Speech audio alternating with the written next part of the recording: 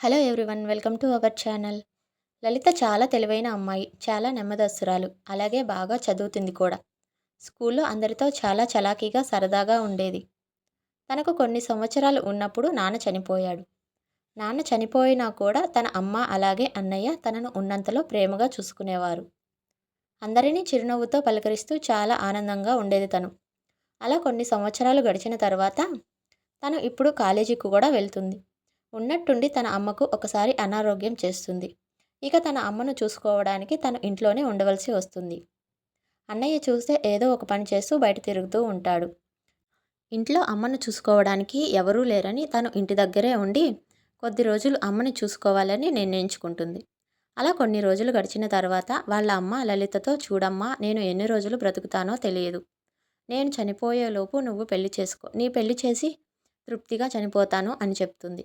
అందుకు లలిత మొదట కాదన్నా కూడా అమ్మకు అనారోగ్యం చేయడంతో అమ్మ మాట కాదనలేక పెళ్లికి ఒప్పుకుంటుంది. తనకు ఇప్పుడు ఒక పెళ్లి సంబంధం వచ్చింది.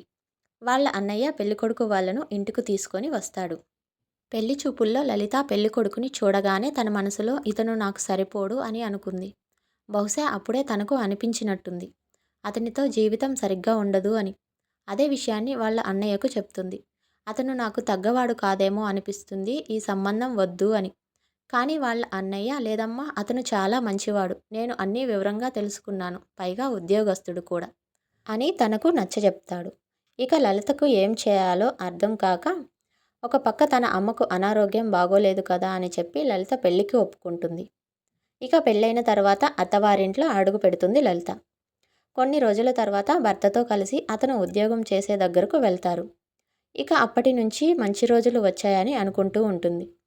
కానీ అప్పుడే తనకు చెడ్డ రోజులు మొదలవుతాయని కల్లో కూడా ఊహించలేదు.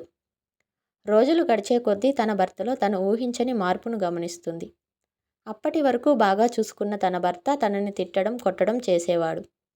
అలాగే పక్కవారితో మాట్లాడినా కూడా ఒప్పుకునేవాడు కాదు. తనకు ఏమీ అర్థమయ్యేది కాదు, ఎందుకు ఇలా ప్రవర్తిస్తున్నాడు అని తనలో తానే రోజూ బాధపడుతూ ఉండేది. కనీసం పక్కవారితో నవ్వుతూ మాట్లాడినా కూడా ఒప్పుకునేవాడు కాదు. రోజులు గడిచే కొద్దీ తన భర్తలో క్రూరమైన మనిషి కనిపిస్తున్నాడు. లలితకు ఇప్పుడు 2 పిల్లలు. వాళ్ళని చూసుకుని బ్రతుకుతుంది. తన భర్త ఎంత తిట్టినా, కొట్టినా, హింసించినా కూడా పిల్లల కోసం భరిస్తూ అతని దగ్గరే ఉంది. ఇక తన జీవితంలో ఏదేమైనా రోజు రోజుకి భర్త ప్రేమ దొరకడం చాలా అరుదుగా కూడా దొరకటం లేదు.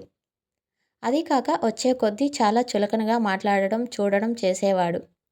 అవసరమైన పనుల కోసం తప్ప తనని భార్యగా అస్సలు చూడటం లేదు. కనీసం ఒక ఆడపిల్ల అని కూడా విలువ కూడా ఇవ్వటం లేదు. ప్రతిరోజు తనకు ఒక నరకంలా మారుస్తూ ఉన్నాడు. లలిత తన బాధను పుట్టింట్లో కూడా చెప్పుకోకుండా తనలో తానే కుమిలిపోతూ ఉంటుంది.